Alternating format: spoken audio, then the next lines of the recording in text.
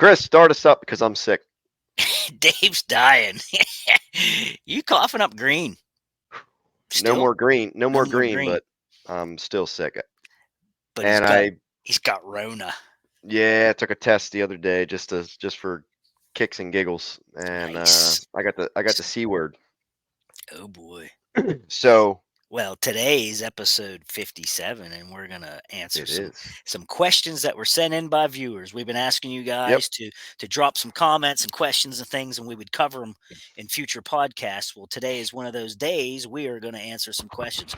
Dave, what you got other than Rona? All right. So guys, I apologize for my voice, but welcome back to the podcast. We got Apologize several for that questions here face. that we're gonna dive into, and it's various questions that people have asked over the past couple weeks. Um, and we'll go from there. And we'll dive into each question and answer them for you. So hopefully this will be a good podcast for everybody because most of them are food plot questions. Actually, they all are food plot questions. So leading into the 2024 spring season, it should help you on most of this stuff. So number one question says when it comes to planting different seed mixtures such as Comeback Kid and Nebraska mix, what advice would you offer for timing?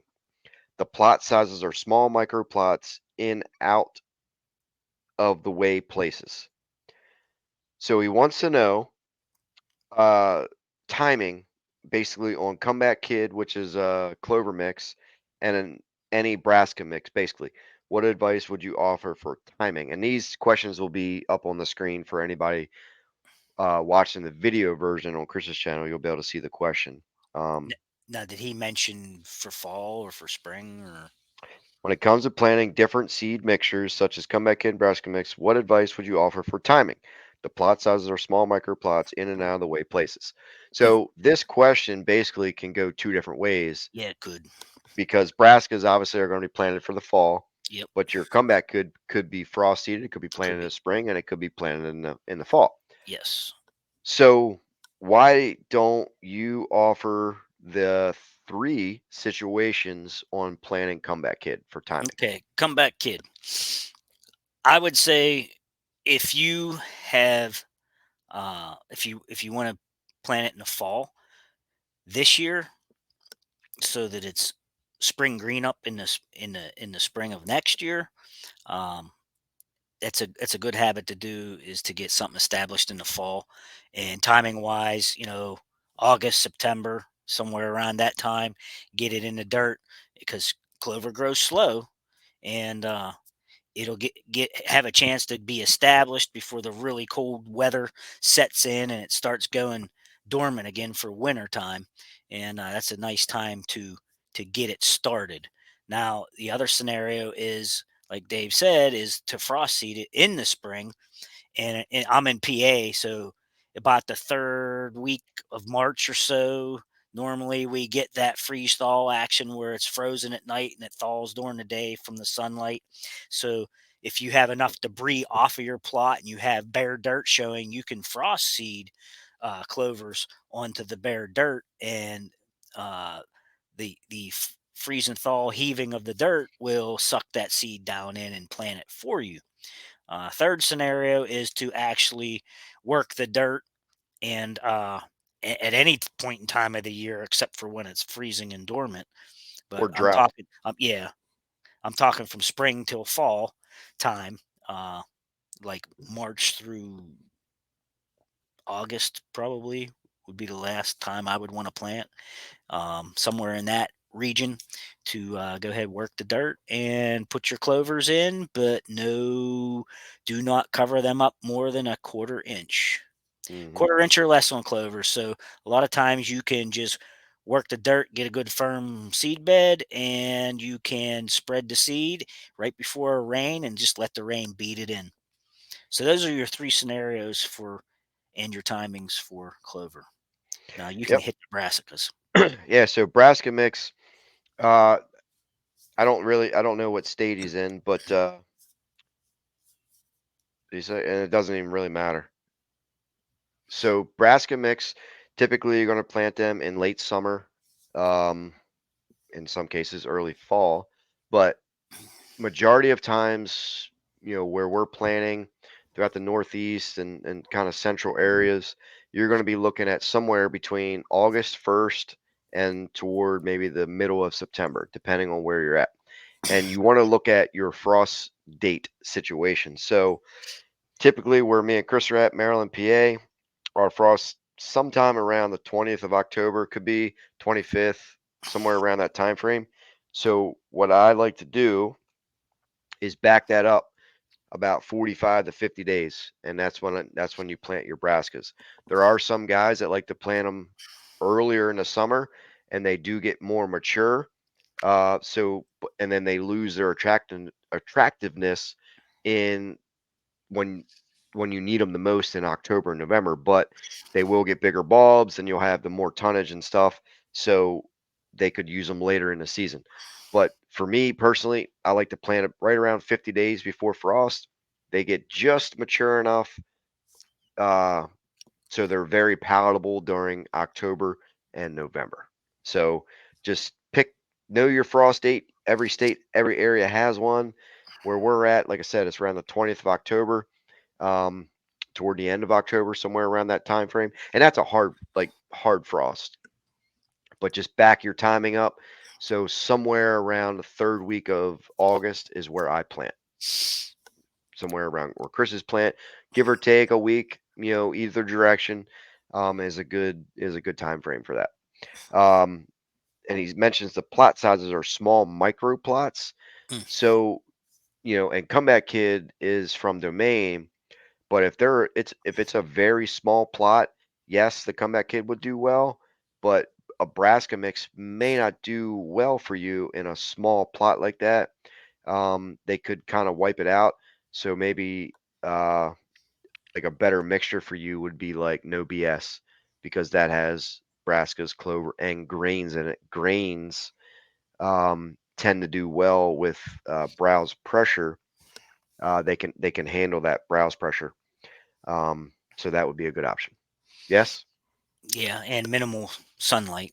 Yeah, You know minimal that sunlight as well, that that that uh, which that Comeback Kid can that do blend. well. Yeah, that Yeah, those blends can do pretty right. good in minimal And sunlight. No BS and Hall Pass. Hall Pass was a new blend for 2023 for Domain, and that's a little bit of brassicas, clovers, and wheat and rye. Um, and with that said, pay attention till Thursday. So by the time you guys are listening to this, it'll already be released. But we're recording this podcast on Wednesday. Hmm. Domain is releasing new products on Thursday, which Thursday is the 25th. tomorrow, Hmm. the 25th. We have no idea what they're releasing, but apparently it's a bunch of stuff. So maybe there might be a fit for something. I don't know. They So didn't tell the OGs what it is. What up? they did not tell the OGs, and I can't I'm gonna believe have it. to I'm gonna have to get on Mike for that. He didn't tell Yeah, us. So, yeah, but anyway, that's I'm me. excited to see what they have tomorrow. So we'll find out, and Yeah. we can bring that to you guys as well on a next podcast or something. All right, Question two. question two. Um, it it's more of a statement, but he asks a question, kind of. But it takes equipment to do food plots. Yes, I have a four wheeler, but that's not enough. I have a push mower, but I hate mowing my lawn. I guess what would be the simplest way to do a food plot and what to plant? Hmm. So he's saying it takes equipment to do food plots, yes, but he only has a four wheeler, and that's not Mhm. enough. Huh. So there's a lot of options that you can use with a four wheeler. Yeah. So what's the easiest way to plant a food plot? I used I used to just before I had anything but a four wheeler, like he's saying, I used to take an old pallet and load it up with cinder blocks and drag that around until it just drug all the grass and everything off, down to bare dirt. And I used to spread clover on that. That Yeah, was the easiest way to get something to go, yeah. you What know. I used to do, um, is take a four wheeler and just use a drag harrow. Mm, The chain one we had, or the yeah, one you borrowed and the one I bought. right. Um, Literally just spray the ground. kill the grasses to Mm, loosen the soil up a little bit with mhm. glyphosate, and literally drag it with the drag harrow. It roughs it up and throw out your seed. You could plant brassicas like that. You could do wheat and rye. You could do clover. It doesn't take much as long as you rough that dirt up a little bit Just get the and you seed to soil contact. yeah, but make sure you kill the grasses and stuff if you do it that way first, because it's not like you're disking. You're literally just scratching the surface and Yep. kind of roughing up. I mean, for the first half inch, quarter inch of dirt, you're just roughing it up. Yeah. And um, but yeah, I mean that's a very simple way. Doesn't take much. The guy already has a four wheeler, Yeah. so pick yourself up a drag harrow, or like Chris said, you can use a pallet with cinder blocks, or you can even put like some old tires on it, whatever it is, Yeah. sandbags, or if you have lime, if you're spreading lime, put the lime on there first, and then drag it. So there's always a way. Oh, yeah. Um, the next steps up are okay. You got a four wheeler. Use a Groundhog Max. We use that for a couple times and planted food. I did it many times planting a food plot with a Groundhog Max. Um, you can get into what's the implement I gave you? The Blackboard. The black boar, yeah. You can use a Blackboard disc. That's ATV friendly. Yeah. Um, they make several different ones. And then when you start getting advanced, I mean, it gets costly, but um, the drag arrow and a pallet and a chain link fence, man, you can plant a lot of stuff. Doesn't You take were much. you were breaking up bad, you know that. Whatever. My voice. No, I mean your internet. Oh, my internet. Yeah, you're breaking up bad on Oh, this. can you hear me now? Yeah, we can hear you, but Okay. it's just we get the gist of what you're saying for sure, but it's just Okay. breaking up bad. It's All right. crackly. Yeah, what's those other things, what do you call them, rippers that go behind the, oh, jeez. Oh, like a chisel plow? Yeah, chisel plow, it just it left my head. Yeah, like a little chisel plow or something. Yeah. Yeah, they all work great. I mean, there's a lot of stuff. Blackboard You could you could even make homemade chisel plows, just something to drag. Blackboard has a lot of ATV implements like that. They They do. have They do, chisel but now plow. that They they're got more popular, they're getting yeah, expensive. right. Which it happens. Yeah. But I had their Cultipacker. I mean, check them out. I mean, we have no affiliation with them, but No, they no, but I do might be use it. might be something that could work for you. So Mhm. hope that answers that question. All right, Number 3. number 3 from Steve. He says, I frost seeded clover in my existing clover plot in March, Mhm. and it did not come up. I had good freeze and thaw. My property is in West Virginia. I did about 2 acres. Would you have any idea why it failed? Could the seed go too deep? Could it have germinated and frost killed it? Any thoughts would be greatly appreciated. Thank you for your time. So Steve is asked, saying that he frost seeded Mhm. about 2 acres and it failed, and he Hmm. wants to know why. So, what are your thoughts? And I'll give my thoughts. It's hard to say because we don't Yeah, know, we don't know the situations. but It we'll could have give been a some. situation where there was too much debris already, or he may have done it while the existing plot was wet and everything stuck to the existing plot, and then it didn't get down to the soil, and the birds all pecked it away. Um, it could have laid there and rotted on top of the soil if it got wet or something, and or yeah, if it laid on top and it didn't get down into the soil. Um, I don't know. We don't know the whole situation here.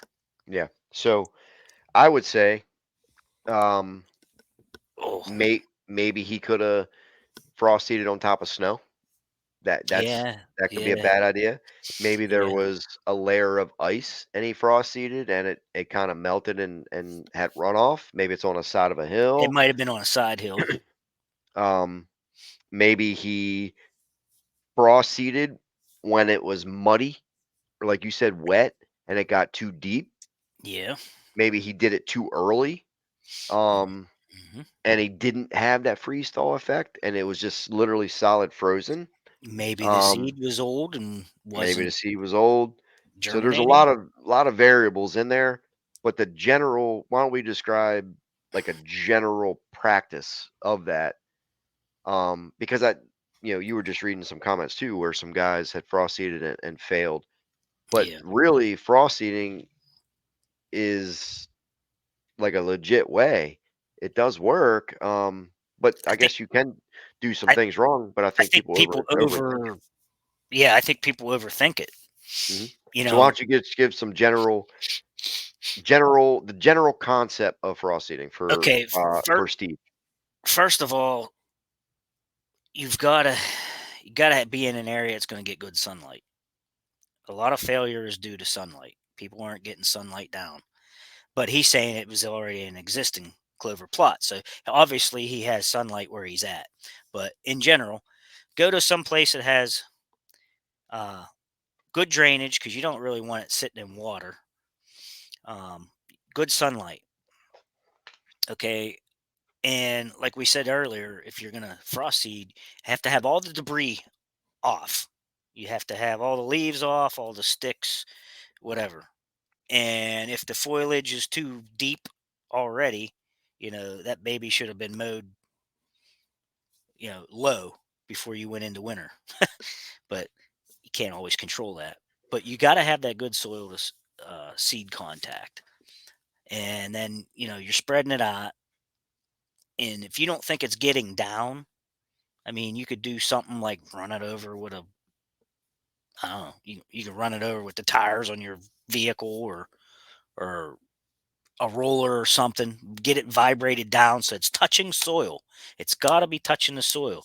And then you have to have, like we said, you got to have that freezing and thawing action so that the seed falls down into these crevices and it Mhm. plants itself.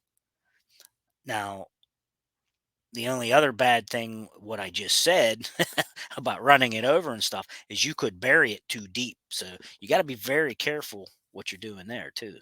Mhm. You might be running it in with a ATV tire. Clover's only supposed to be a quarter inch or less.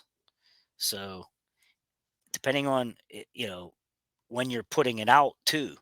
If you're putting it out when it's thawed and it's mushy, you could definitely bury it too deep easily.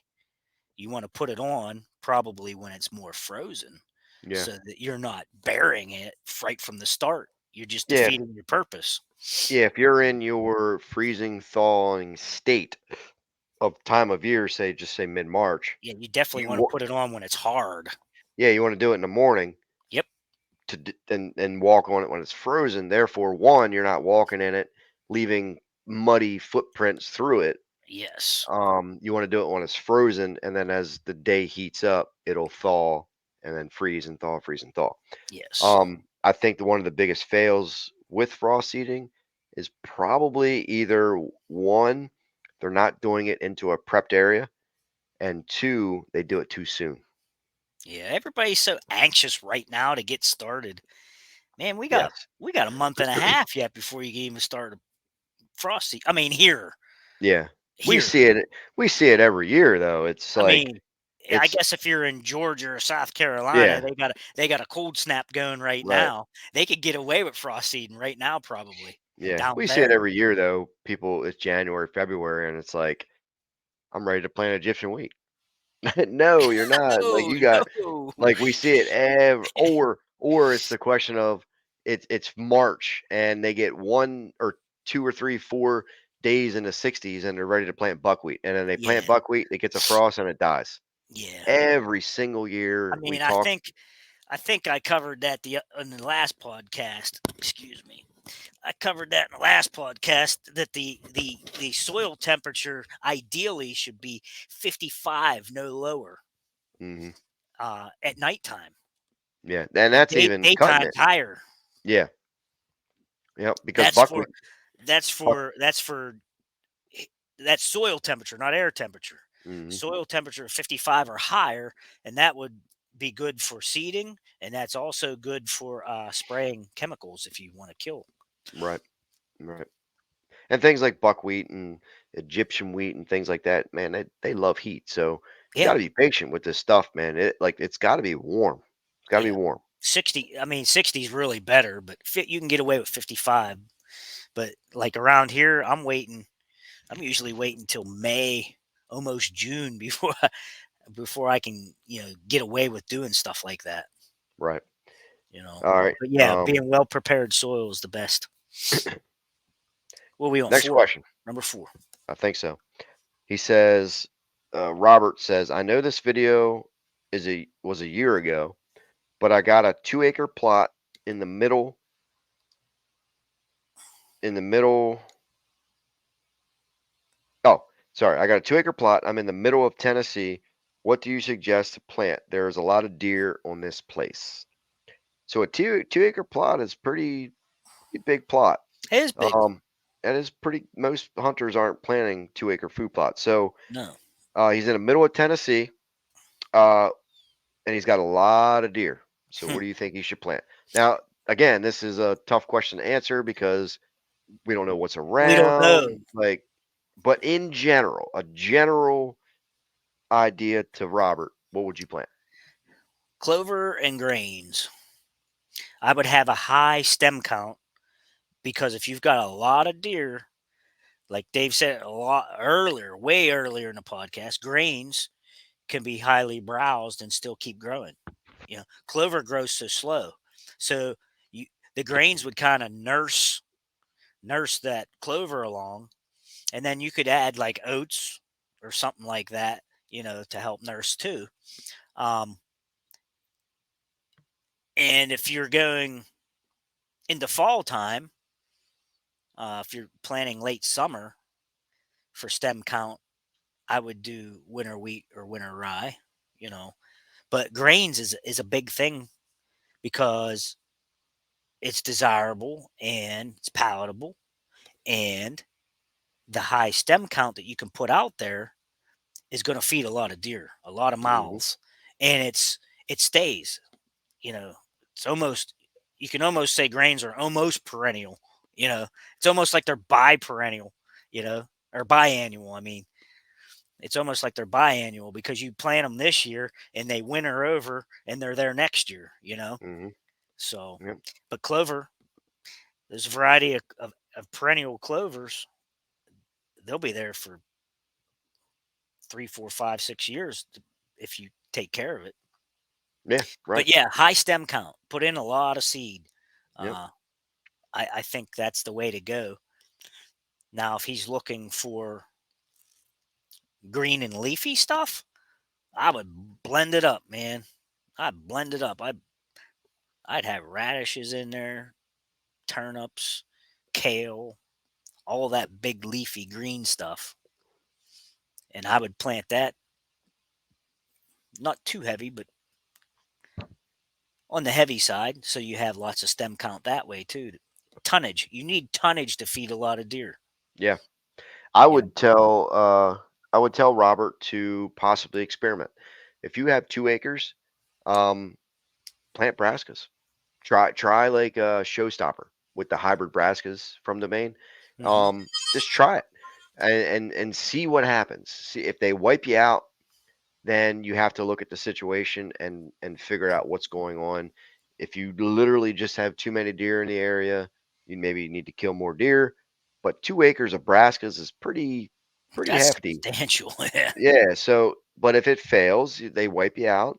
Like Chris said, focus on grains. Plant like Hall Pass or No BS, or just simply try straight winter wheat or winter rye. One of those and a little bit of clover mixed in with that. But experiment with it. Nobody knows until you try.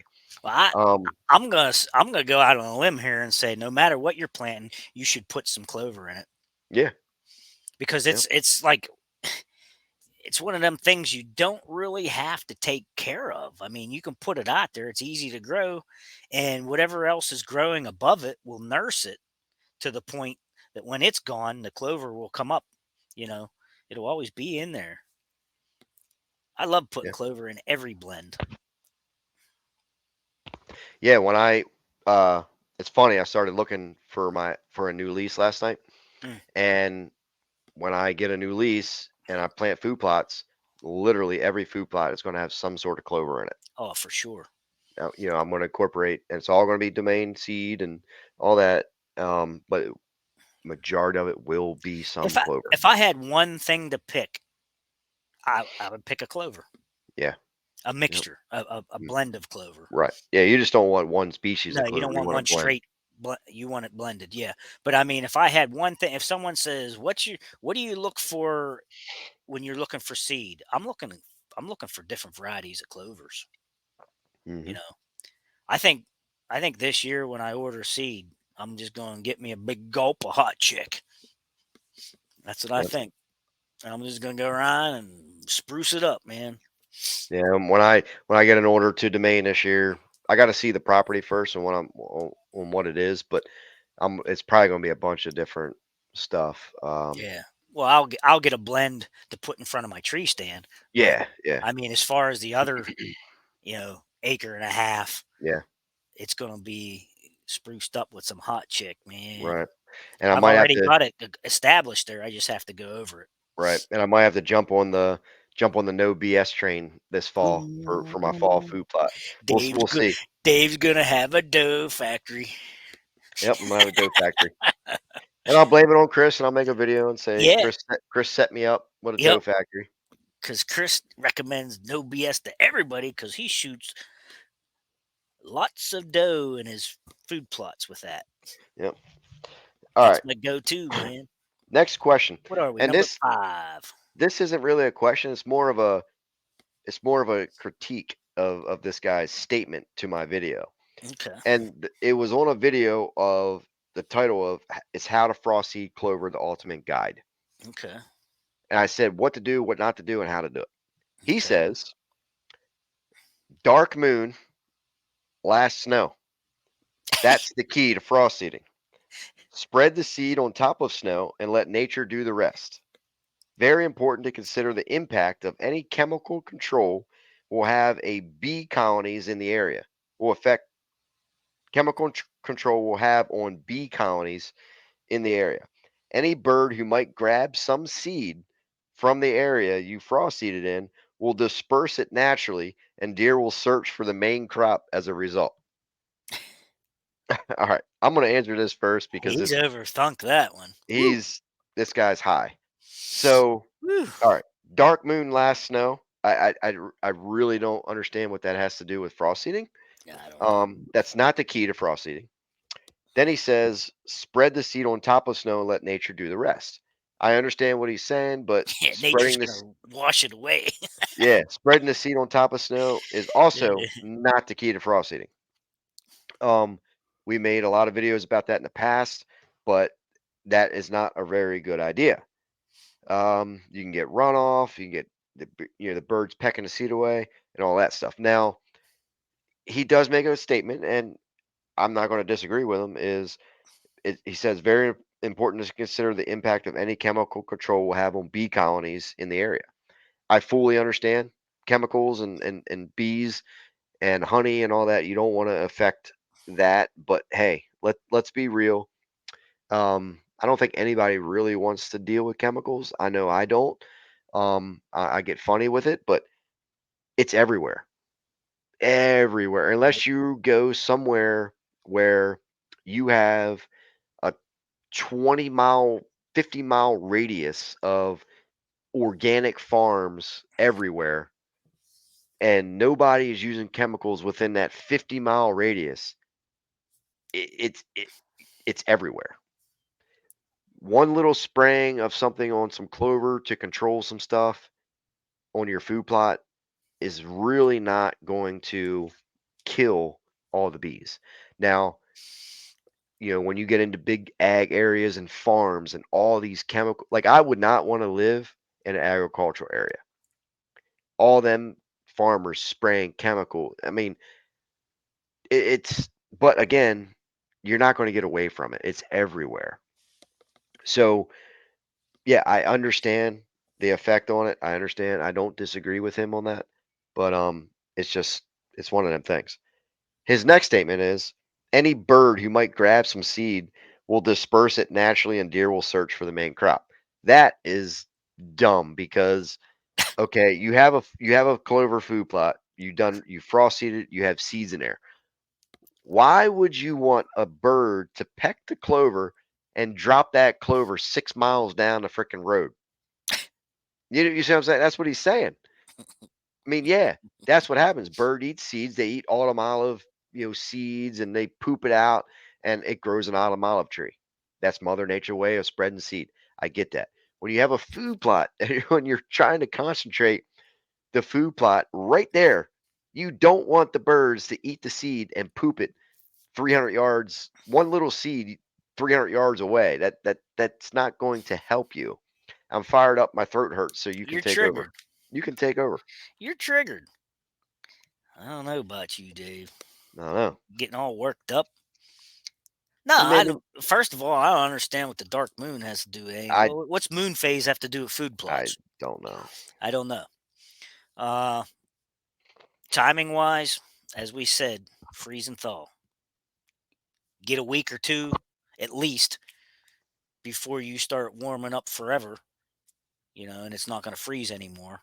Get about back it up about 2 weeks. I mean, I know it's a guess, but before it starts getting to the point where it's not going to freeze anymore, you got to get the seed on, you know. Uh, and then birds and bees will take care of themselves, man. I ain't worried about that garbage he's talking about. The only thing I can see is if you know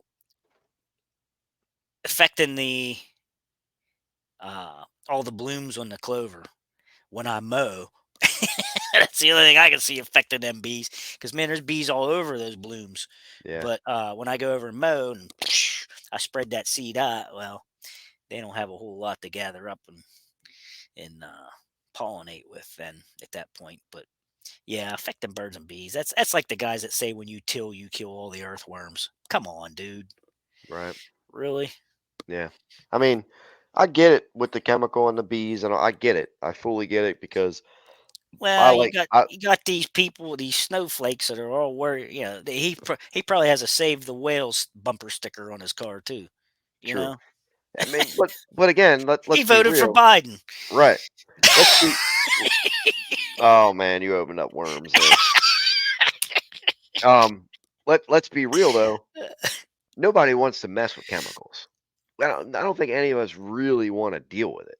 I I don't. don't. I hate it. Like, but it's part of if you want success, yeah, sometimes it's needed. Is it needed as much as people say? I don't think so. Is it needed for sometimes for good success? Yes. So I get that, but it's everywhere. You're not getting away from it. No. Last question, and let's wrap Yeah, this up. yeah. Get one more, and we'll wrap it up quick. All right. John says for a quarter acre plot with nothing planted in 20 years, only wild grasses. When should I round up? When should I frost seed? Well, What do you I kind have? of I kind of went over that already. If he's not going to frost seed this year because he's going Mhm. to have a prepared plot. So this year, after it gets up to around 55, between 55 and 60 at the lowest point at nights, he's going to have to spray that stuff dead and get that stuff all killed off. So he might as well kill it all off now and get rid of it and maybe plant something for fall. And then next spring, he'll be seeding into a prepared plot. And that, I mean, that's the simple question or the simple answer. I mean, that Mhm. is it. He's going to have to kill it off this year, get rid of it, and then frost seed next year Yep. because you're not going to be able to spray until after it gets up around 60. So Right. All right. I like it. I mean, that's a simple answer for that. Okay. Well, this 57, this is 57. 57 and this will air on the 28th, which will be our last announcement for the Great American Outdoor Show. Woo!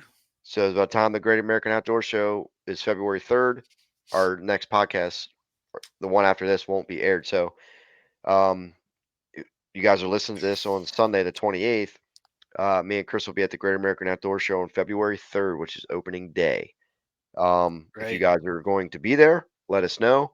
and we would meet up with you and give you fist bumps, no handshakes at the show, and we'll talk to you about hunting or food plots. If you guys have any questions, we can meet up and heck, well, I think both of us will have a video camera. Maybe we can make some video, whatever you guys want to do. So, um, let us know and get a hold of us, Facebook, whatever, send us a message, comment, whatever, and we'll set it up and we'll meet you guys there. Yeah, we'll be walking around. Just you see us, don't just gawk at us, man. Wave us down. Say, hey, man, we seen you.